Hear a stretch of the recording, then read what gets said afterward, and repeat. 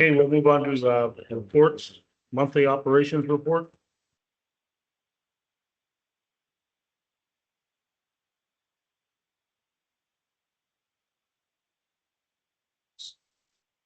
The monthly operation gives me an opportunity to provide you with this visual breakdown of some of the highlights of work that has occurred out here over the last month or so. The soft report is a little bit thicker because we did not discuss April, and there's some high points that we'd like to cover.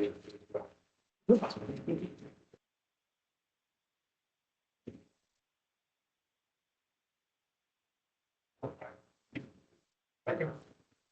So jumping right in, just to orient you all. So the ops department is in blue there. So 9 different departments, 50 employees. We have electrical, mechanical, construction, water, wastewater treatment, distribution, purchasing, facilities maintenance. So we're covering a lot of ground in this department. For those of you who don't know, you're becoming, I think, quickly aware of the depth and scale of CCWD is responsible for in Calaveras County. So you can see groundwater, 3 watersheds, customer service, elevation changes. Incidentally, the elevation change is one of the key discussion points and resource report to talk about the difficulty for implementing things in Calaveras County. Wastewater facilities. So a lot of the folks, how many miles of force main do you have is equates to how much do you bench in the collection system world. So we have a lot of force main, a lot of sewer main, 45 lift stations. You talk to somebody in the urban environment and they just look at you blankly because that just is totally foreign. That's like your deadlift. Yeah, that could be deadlifts, exactly right. I like that analogy. Yeah, no, absolutely right, yeah. And then 13 treatment and disposal systems, that's huge, it's a lot. And then water facilities, right, 27 tenants. We talk about fire hydrants, we'll have an update to the engineering committee from operations relative to fire hydrants next month, but we have 2,200 through our 6 water systems. So a lot going on. So we'll jump in and please stop me if you have a question or if you want to talk about an item. Forgot about these, right? 9 dams, EAPs associated with dams, reclamation facilities, vehicles. Our purchasing agent is responsible for the fleet. So he works closely with our chief mechanic to schedule work and to prioritize work effort. Standby generators, they have to operate when the power goes out, and the mechanics do a great job of making sure they're in operation. Okay, so here we go. If you talk to a collections crew member, they tell you that one of our sewer pumps was ragged up. This is what it looks like. So folks are flushing items down the drain and they basically wrap themselves around the cutting and colors of our sewer pumps. And they stop that pump's ability to churn and chew up debris. And so that's the inlet port of a sewer pump that you see the image on the left with rags floating at the bottom. The image on the right is our newest recruit to the collections crew, Eli Bella, with a pair of channel locks, pulling debris out of this pump at probably 1 o'clock in the morning. So, This is is this going to be a high school student's job this summer? Pretty soon, I think he has a call with it when we intern. In all seriousness, this is why we have to routinely send out informational packets to our customers to remind them what not to flush. Because this stuff does have a direct impact and can result in sewer spills. So the SSMP that you approved earlier, the sanitary sewer management plan, kind of is the Bible associated with all of the work that the collections crew does relative to the sewer system. Real quick, this is a sewer well. We don't have to dwell on it too much, but I do want to highlight the orange in the image on the right. I don't know how the orange got flushed down the toilet, but it made it down the toilet. So it's pretty, folks never cease to amaze us. So here's a demo of a gap backer truck. So the image on the left shows the tank and its boom kind of out over the cab of the truck. And the image on the right, one of the key considerations when you're looking at new equipment is how much can it bench. And so this is pickup tubes on the end of that boom down into one of our deepest flood wells to see if it can suck debris from the very bottom, because it's not really going to be much use to us. It doesn't have the head suction to get debris out of the bottom. So that's what they're looking at there. And here are the guys providing all manner of insight, conjecture over what's going on. Here's some more pictures. Some big thinkers on that. What's that? Some big thinkers right there. Yes, there's a lot going on right there. And that is incidentally the lower cross-country lift station.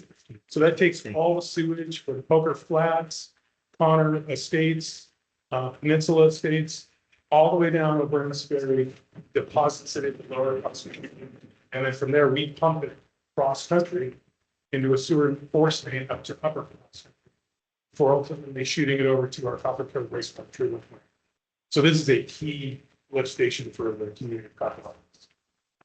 Damon, let me ask you a question. This is, the caption says a gap back demo. This was a piece of equipment that we were considering to buy and. Yeah, every once in a while, we'll get a demo of a vehicle that's purported to be the latest and greatest. So this, we call them Vacmons. Vacmon is the main brand, they're vacuum trucks. So they have a high pressure hose and high pressure wand apparatus usually on the truck. And then they have the ability to suck or pull debris into that tank. And so they're kind of a mixed use. We use them to fix water leaks and we use them to suck out wastewater lift stations, all manner of things. But this brand is a gap backs. So it can usually sit, I think, on most makes of truck, International, Peterbilt, and what have you. Yeah, pretty much. And there's gap backs, there's Vactor, there's Vacon, there's a whole host of manufacturers. This was a gap backs, which we have, incidentally, we have Vacons on Ebbets Pass and in Paparopolis, and we have a gap backs in La Quintana, Jenny Lind area. Is that a plastic see-through tube? No, I wish it was. That would be really interesting. It's, oh, they did. Or is that it right there? Yeah, that does appear to be plastic and. Yeah, normally they're stainless. Yeah, and I've never seen that. That may be an advantage to see what's coming through at any. So that was part of the show. We thought maybe we could see how it got. I think it would be interesting for you to tell our new board members what this particular piece of equipment costs. So the last one we purchased, I think, was in the order of $650,000. I think they're closer to the order of 750, 780, depending on which kind of additive item you get. If they have plastic tubing, probably 800,000. Could be, yeah. It's got to be pretty strong plastic. And this isn't even, it's not an electric powered one either, is it? Right. That's right. Yeah. Back to the deep thing. Yeah. Yes. The deep thinkers. Now we're to our utility crew. So this is replacing service laterals. There's some images of the guy. So image on the right, kind of hard to see in the ray of sunlight, but there's a rolled up poly tubing, which is the service lines. The guys cut the trench up the hill to the water main, run it down. Oftentimes they can, in the image on the left, you can see kind of two holes, one on the main, one near the meter. So they can actually sometimes, not all the time, grab the old service and put it in. A lot of the work that our utility crew is doing is they're basically cutting open trench.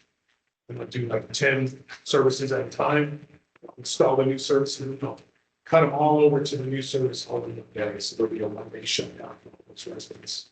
And then they get cut over to the service. The image on the left is compaction tests. So we call for compaction on all of these laterals, these trenches, and then the county comes out and sees that compaction test and blesses it, and then we go ahead and pay.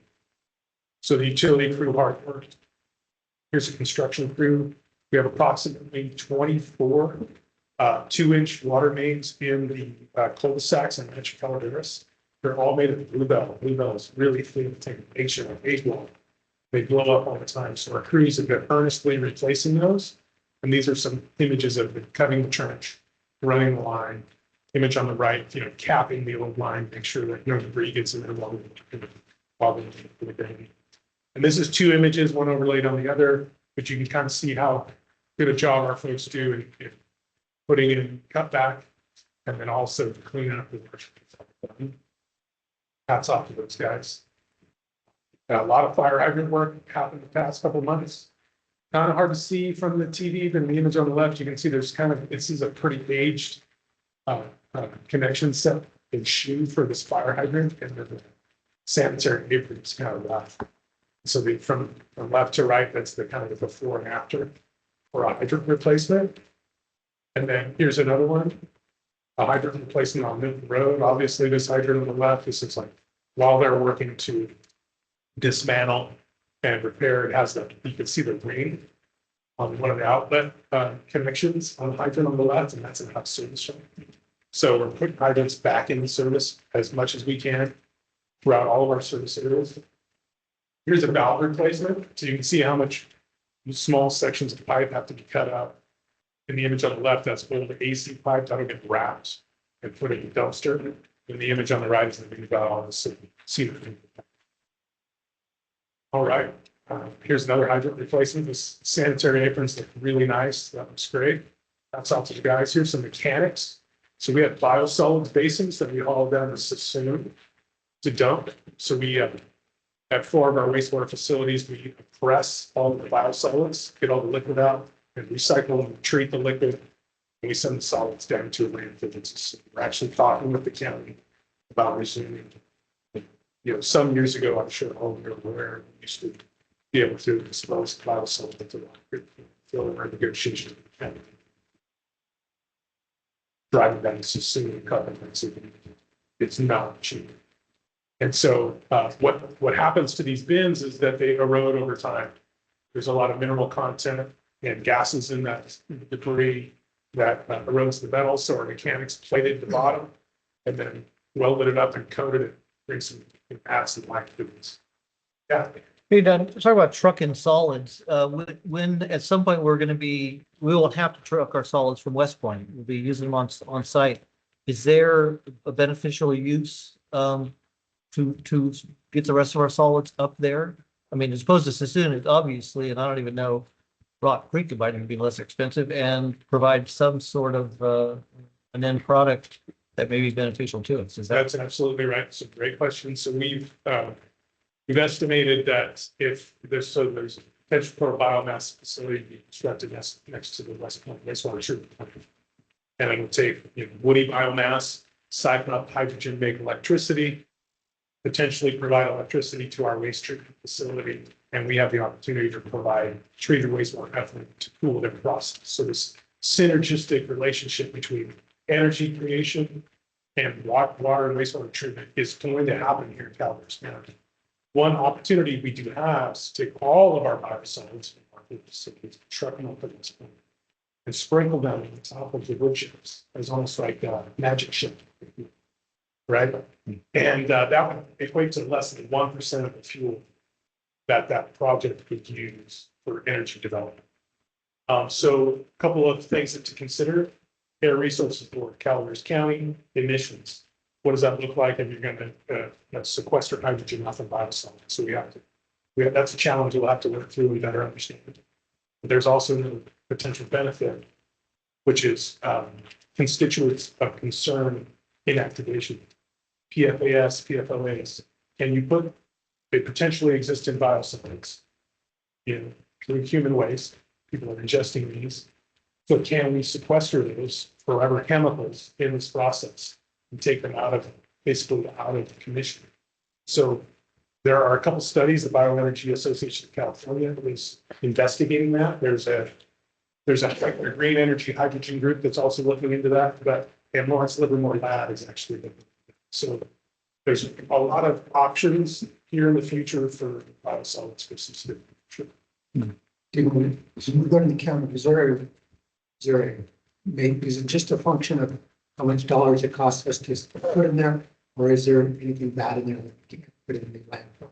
Well, so the solids have to be tested, and then there is a threshold. So there's Class A biosolids and Class B biosolids. Class A have been pasteurized, and those are the ones that can be used for fertilizer and what have you. Class B have not. So the content of potentially negative constituents is just like regular soil.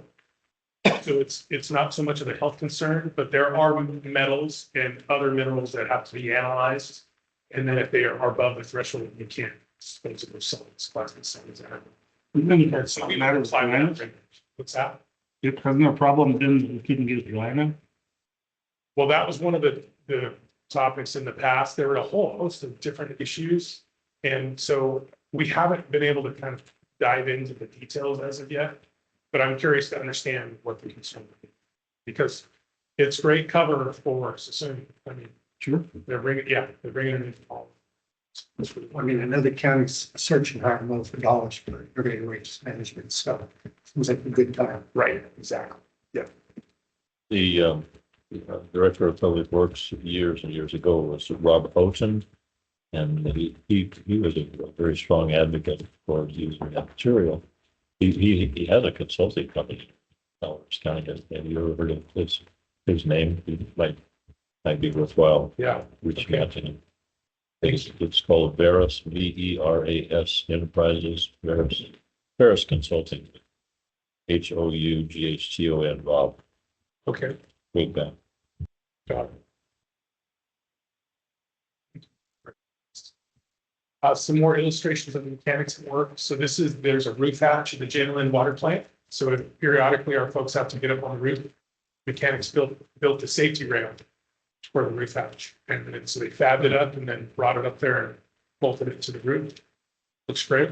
That's out to the guys. Here's, That's submitted to JPIA. that's a great question. We have a few into JPI, but this would be a great, this is kind of unique. So, We just settled a huge lawsuit with a Sacramento area water facility that had hired an outside company to come on the roof to work on something. I think it was even security, was something not even wow. associated with, but they didn't have the proper transfer of liability papers signed by this would transfer any responsibility, anything that happened to him or anything that he damaged, it would, it's a simple form to sign, the date that you need to present his liability. That we did, this particular, water district did not do that. He fell through the skylight and it impaired, impairment for the rest of his life. It was one of the most expensive lawsuits that we just got finished settling. And this is the subject. I'll bet you this would get some good attention at that JPIA meeting on Monday. And that's coming up in the fall. Okay, I'll submit this next week. Okay. Yeah, I have the forms saved on my desk. You got all the pictures right here and Yeah. a great Oh, yeah. And the explanation. narrative, yeah. Yeah. Thank you. And I think in those things, say you're willing to share your template, your plans, your design. Yeah. To anyone else who wants to use it. I mean, we're gonna have copyright on it. And Yeah. That's it would great. be a good team players. Yeah, okay. Thank you. Moving on to the electrician. So this is some instrumentation work that took place at the B tank site in Copperopolis. This was somewhat associated to our project there where we're adding a clear well and rehabbing tanks. Total process control change. Our folks wrote all the programmable logic code for the process, and then they wired it and implemented the program. So it was like an all-day, all-night work effort, and they did a fabulous job. You can see that in the image on the right, they were ready for business. And then you see Craig and on the left working. So super creative electrical team. This is kind of hard to understand kind of with the images, but the spray field control system for a wastewater treatment plant in Vallecito, it's experienced a little bit of vandalism. There's some bullet holes in some of the piping that had control wire in there. And our electricians went out there and found some shorts and they're cleaning the whole system up. And because our operators need to be able to transfer spray irrigation for the wastewater facility so they don't overrun the ground and super saturate the ground. So this is really helpful to Ron and his team at Vallecito. This was a super fun one, 8-inch water main break by the U.S. Forest Service opposite off Highway 4. When you know it's a main break, your hope is that it's a shear break, AC pipe that goes like this, and you can kind of bring it back together to a full circle current on it. That's what we need. This was happened to be a spiral break on this old. I'm not even sure what that was. It's old PVC pipe. Yeah. And it spiraled, drove through two sticks that was beyond 20 feet. So there you go. There's the culprit there in the image on the left, and then the backfill. So you go from this sloppy, muddy, crazy mess, and then right, water everywhere. Because you have to keep this under pressure while you're exposing it. Take the stuff debris into your system. So our folks are really adept at disinfection, ensuring the safety of the rest of the system. And then so we go from a sloppy, muddy mess to a clean, nice, clean side. That's all. How long does it take you to do a repair like that? This was about a 10-hour day. So if you're in the middle of the night or if it's a snowstorm, you add a couple hours to it. And then, so jumping into the Evans Pass crew, so these are service line breaks, each one right, water one next to a meter, and then the image on it. Here we go, boom, a complete repair of the service line of the team, and the image on the right backfill next to the 2-meter boxes. This is one of our pressure reducing valves up in Evans Pass, so this is kind of assessing the condition of this. It's kind of hard to see some of that metal is delaminated on that pressure control valve, so this is going to get replaced in the future. But in short term, just replace the service line, mark the lid so we understand what it is. Newer staff, they might show up and not know and not know what it does. And so every opportunity we get, we have a way for something. Inform everybody. And so here's the, you have some downtime, you can clean and organize your warehouse. We have some talented carpenters up on the Evans Pass crew. Matt Jarman can build some shelves like no other. So you go from a disorganized library with tools and equipment everywhere to clean it out, build some shelves, organize it, put it all away, and then get back to the tasks. So hats off to those guys. That's great. Here's a really interesting one. Arnold wastewater treatment plant. You need air in the process. This is a 4-inch steel air line. So in the image on the left, the guys are using one of those Vactor traps or gap backs to suck the giant hole out.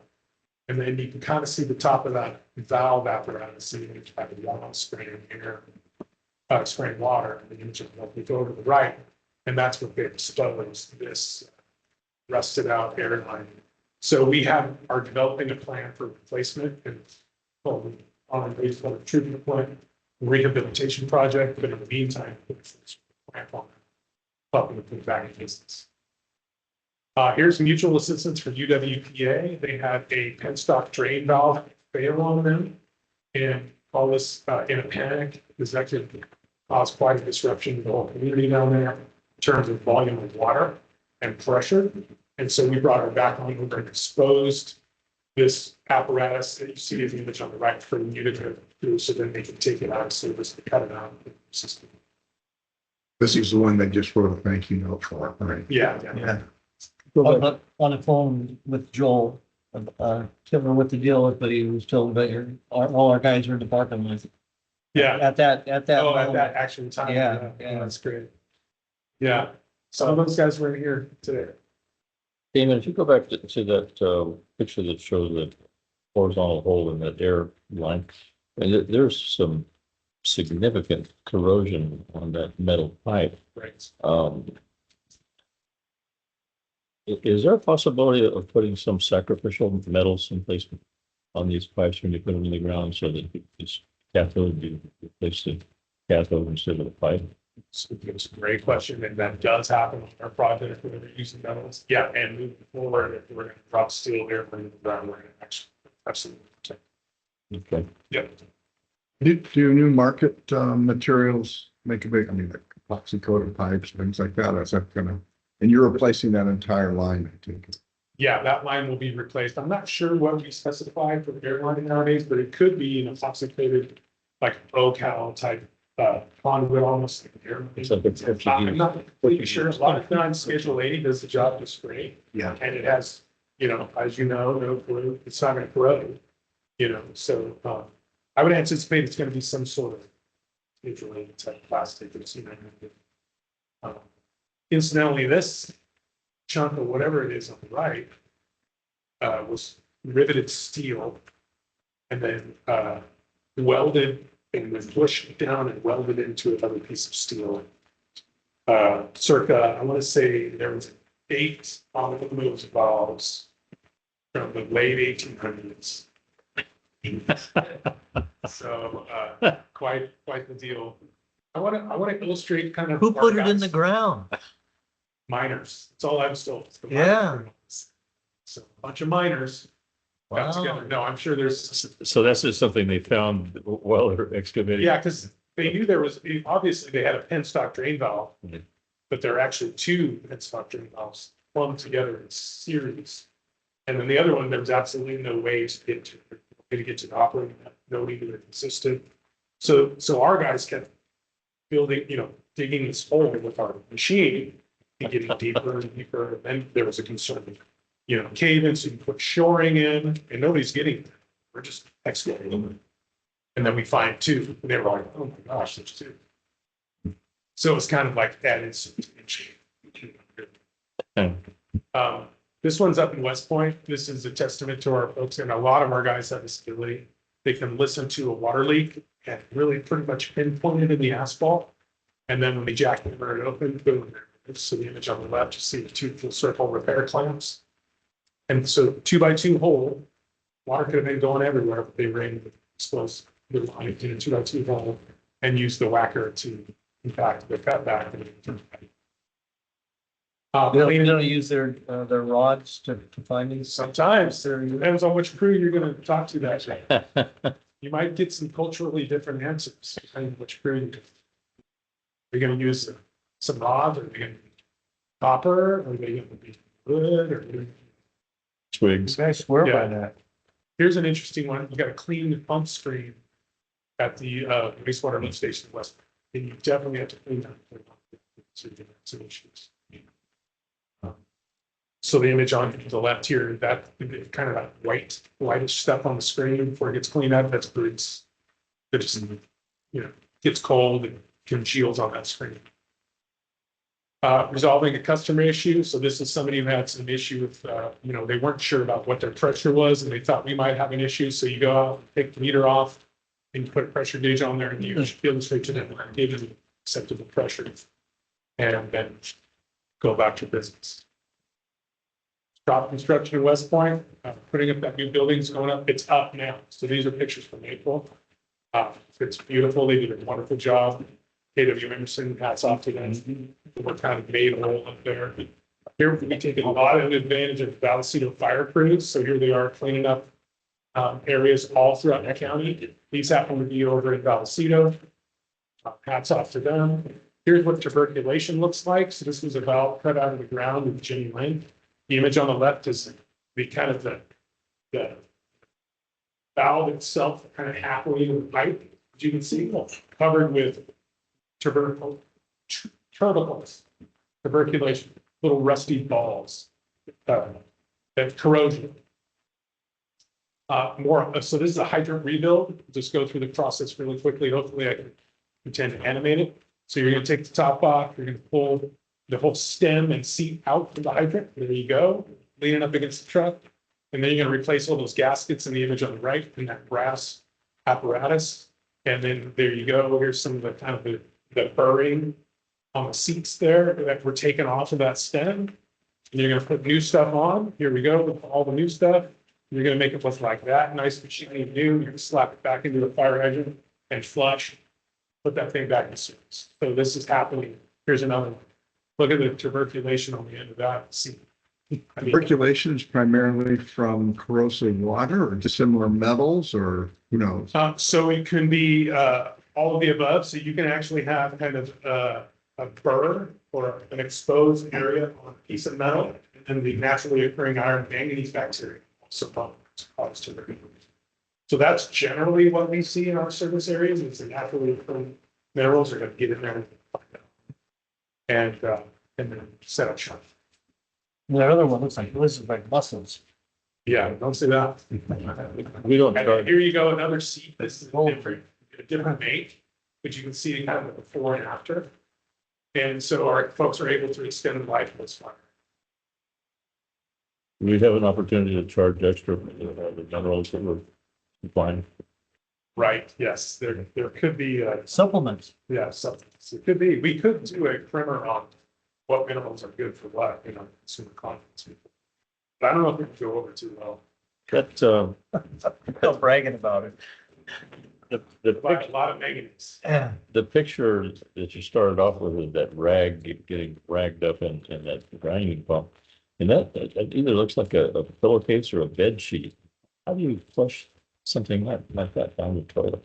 Yeah, we've seen a lot of different types of raggy debris. A lot of this, the Swiffers, the wet wipes, they wreak havoc on the collection system. Mops, so we actually have met with, so incidentally, this lift station has been about one large customer. Like large meaning there's a lot of rooms, commercial customer. And so we're gonna have a show and tell with staff about what to flush and what not to flush. Because this is kind I was of, gonna say, most wastewater plants, it's very difficult to see who's the culprit. That's this one's, amazing. this makes it easy. Another telltale sign are blue gloves. So we had an issue some years back when one of our lift stations would just be full of torn apart blue gloves and all of the debris, and they were kind of that plastic, rubber, plastic just kind of gumming everything up. And we realized there was a housekeeping company that was using this blue glove. And we're able to reach out directly to them and say, hey, Good forensic work. yeah, hats off to our guys. They did it. Yeah, just one other question. You revealed several meetings ago that there was a member of the California Air Resources Board that lives in Valley Springs. Have you made contact with that person? Yes, yeah, we are working scheduled tour of district facilities with not only that individual from the board, I think about 10 others. And Aqua, if you like. And so the hope is to really kind of paint the picture of the inability to transition over to electric vehicles and still provide reliable water resources. We're not saying that I couldn't drive an electric vehicle, but the average vehicle could be electric. We're really challenging this notion that a full one-ton service truck that's four-wheel drive has to fix that main brake so people can have water when it's 110 degrees out, can actually do the job. And so we don't want to, I always say it, but tell them you can't give us rubber shovel and ask us to do all of it. It's kind of what we're trying to do. And they're starting to see that now. So we presented something similar to what you all just saw, but it was centered around storms and emergency response. What Highway 4 looks like in the middle of a storm, telephone poles and trees like this, and the power lines are in the ground. Or AT&T has a balloon truck holding up the power lines that you can drive under. And we say that now you're going to let CAL FIRE drive up there and respond to a safety call. And then they're going to go, oh no, it's a water main break and there's ice on the road. Hey, you get up here, and we're going to charge them the truck first. So they see it about 4 hours, and they really don't want that to happen. They acknowledge. Well, you could buy a generator to go behind all the trucks. We've actually, and now there are mobile charging stations. So we're actually have received some vendor cut sheets on mobile electric vehicle charging stations that we can buy and trailer both of them. All right, that concludes the report. That's the state. Good job. Thank you. Hey,